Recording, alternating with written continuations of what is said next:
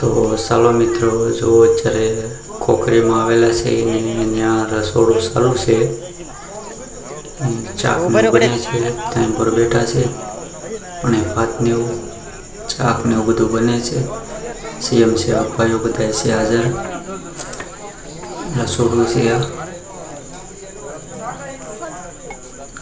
જો સરસ મજાનું છે, ભોજન રાખેલું છે અહીંયા.